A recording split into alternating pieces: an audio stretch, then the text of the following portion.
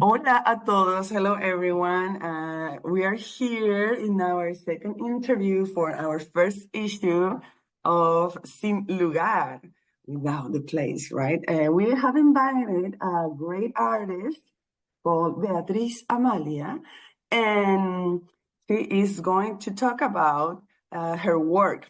She is the person who has shared with us the design of the cover of the magazine, and we are super happy to see the results. Her work has been beautiful. We are super excited and really surprised because you read exactly what we wanted to do.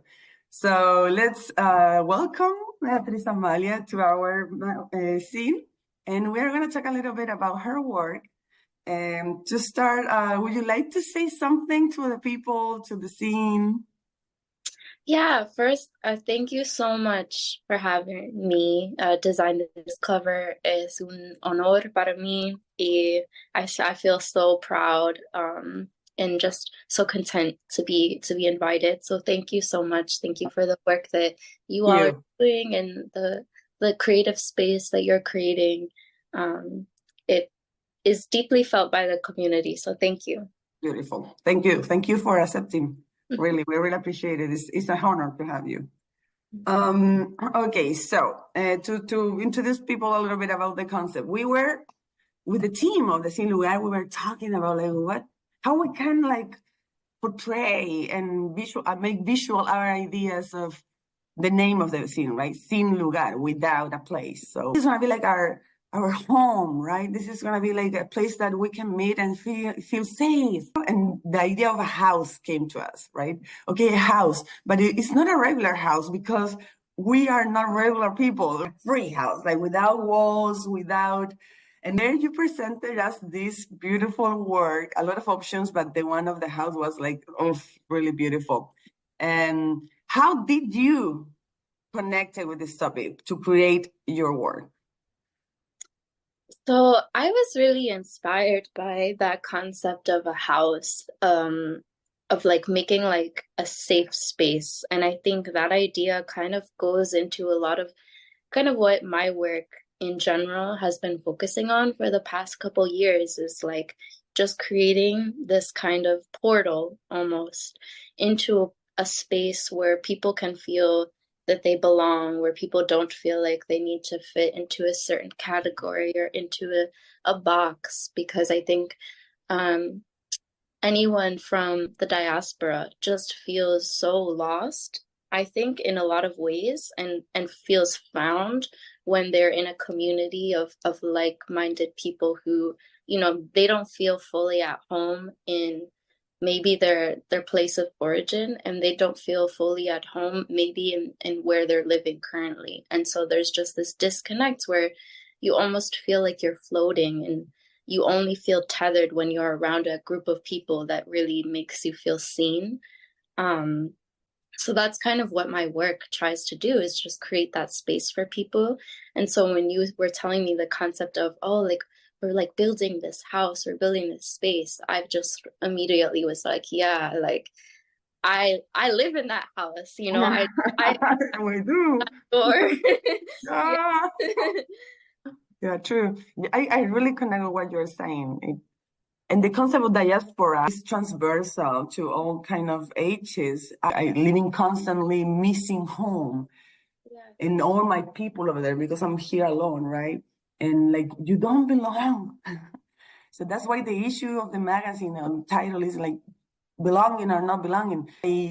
When I saw your painting, is something that truly attracted me was the vibrant colors you use, especially because they were like cold colors, but they were so related to being part of Latin America and its rich diversity. Can you tell me a little bit more about your inspirations on the visual itself, like the plants you use, the cold colors? Yeah. I mean, I spent a lot of time living in Latin America. So my family's from Puerto Rico, but I grew up in Massachusetts. After high school, I lived in several countries across South America for a period of time alone. So I feel like the colors, the inspiration for the colors in my pieces really goes back to that time period of my life because I was just constantly surrounded by a different color palette that you see in Boston. I think color does really like tie back to I don't know, like that Latinidad identity because there is just a different kind of cultural connection to the colors that we see. Um, I think, I'm drawn to those vibrant, bright colors because they just like hit my emotions a little bit more. And I think they let people kind of just like immerse themselves into the work a little bit more. So in terms of color, you see it on the walls of houses, you see different colored roofs, you see different colors of the street art. You see so many different colors, I think, in Latin America in general than you would see in Boston. And Mm-hmm. I think the warmth that those colors bring just give me that sense of like nostalgia for being surrounded by that. In terms of like the plants and the nature and the scenery, again, a lot of it is just inspired by taking snippets of different memories that I have living in different places, or having conversations with people from different countries and finding what reminds them of home. So I grew up in a very like white community where there weren't a lot of other Puerto Ricans. There weren't a lot of other Latinos in the whole area that I grew up in. And so when I was growing up, my community was formulated of like my immediate family and then any other Latino in the vicinity of that community that I grew up in Massachusetts. We became family because Mm-hmm. you can't travel for Christmas and Thanksgiving and all these holidays to go see, your family back in Puerto Rico or in other parts of the States. Like you have to really create that Latin community there. So I grew up with like my sisters are Ecuadorian, like they were like my best friends and now I consider them my sisters. So we grew up with like a very like mixed cultural group. It was like a Spanish Bible study that our moms were putting together at the church. And so we grew up with like a bunch of different traditions from Venezuela, from Colombia, from Ecuador, Puerto Rico. Like I was just exposed to all of these different like aunties in a way who were like creating that community there. So I never felt like I've always felt like I was collaging. And so Yeah, yeah. that's where a lot of the inspiration from the cover Mm-hmm. for me as well. Mm-hmm. A lot of collaging. It's Yeah. not strictly Puerto Rican, it's not strictly American. It's a lot of mix of things. I can totally see that. I was looking at your work, and I can see that collagen, like like the composing of images, uh, different worlds shown in the same piece of art. That's very beautiful. I think that enriches a lot the experience of an artist, being exposed from early childhood to a diverse group of people, right? People tend to assume the idea of you are a Latino, we are all super similar, right?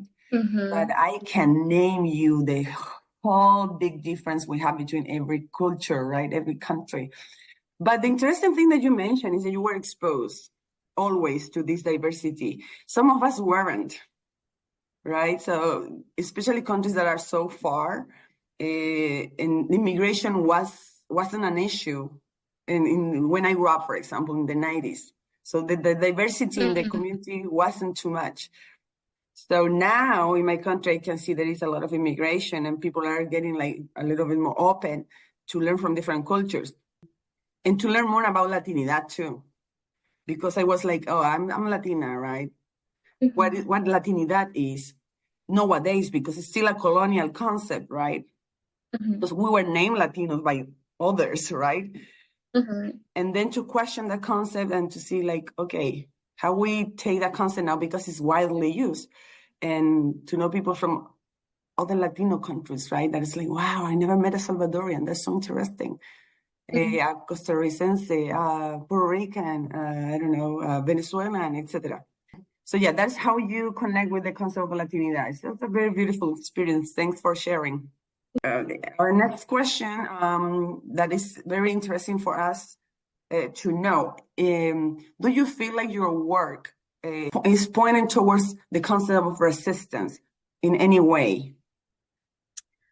Yes, definitely. And it's something I'm still learning. I'm still learning how to use my work for that because it's something that it's a powerful resistance is very powerful. And so I know a lot of work goes into that. And so I'm still researching and learning how to do it. But, we were talking about, you mentioned colonialism earlier, and that's been something that I've been thinking a lot about the impact of colonialism. It's through my work. So, I mean, I think every Latin American country has some tie to colonialism, unfortunately, somehow. And in Puerto Rico, it's very interesting as well because it's so tied and still like part of the United States in a way. Um, Mhm. and so there's a lot of trauma, I believe, that's layered from colonialism, and it's layered and it's passed generation to generation to generation. And we see the impacts of it. We see the impact of it in our families, the relationships that we have with our family members or that we don't have with our family members, because some people stay on the island and some people choose to leave for different reasons. And so, that started with colonialism, that like it's like this evil seed and it just spreads and hits every single, point of life. And so in a lot of my work, especially recently, I've been trying to research more and find ways that I can kind of reveal this history and how um, and how we can resist that and how we can still show the power of of our like identity, um, severed from the United States and severed from the colonial mindset and severed from um, white supremacy and racism, and just kind of like step away from those like terrible and harmful dialogues. I mean, something that recently um, really impacted me and is making me think, okay, like how can I show and how can I represent that this is not what Puerto Rico is. Some comedian said something about how Puerto Rico is a floating island of trash. And that, first of all, like I can't even put into words how angry hearing that is, because we are a Oh, beautiful island and there's so much art here and there's so much beauty here and there's so much culture here. And so to show that feels like a form of resistance to yeah, like almost, I understand when you say like, it almost feels like something I have to do, to talk yeah, about this and to give it a the shape from your perspective, right? To use basically your art is your voice, right? Your exactly. your voice materializing something like it could be like it could transcend to other layers, and I think that's very admirable. And good job. I hope you can continue doing this and it can be reflected and, be your art could be the voice Yeah. for so many issues that are happening and nobody wants to talk about, right? Mhm. Would you like to add something else to this interview, some observations, some ideas before we finish? I mean, I would guess just like to say how, yeah, I appreciate you saying that it's work that I continue to do. My work is how I communicate like with the world. And so, having the opportunity to have this discussion and to dialogue and to figure out like where we belong. It's important to me, and it's something I'm gonna keep seeking. And yeah, I thank you for this conversation. No, thank you. We really appreciate your work. It's beautiful and or disrupting too, you know. You don't have to be always beautiful and to fit the European expectation of what beautiful is, right? But it's powerful and attractive and visually magnetic. So thank you for that. Thank you for telling us yes, for saying to us, saying yes to us. And we are super proud of using your work for our first issue ever. And we hope to continue like for years and years with this project and to share this idea with other artists and with people from the globe, you know. Yes. Thank you so much, Beatriz. Oh, We gracias. hope we see you on the second for the lunch event. Yes. Yes. Yeah, we invite everyone to come to the lunch event and see the beautiful work that people are sharing. Yes. Can't Take wait. care. Take care.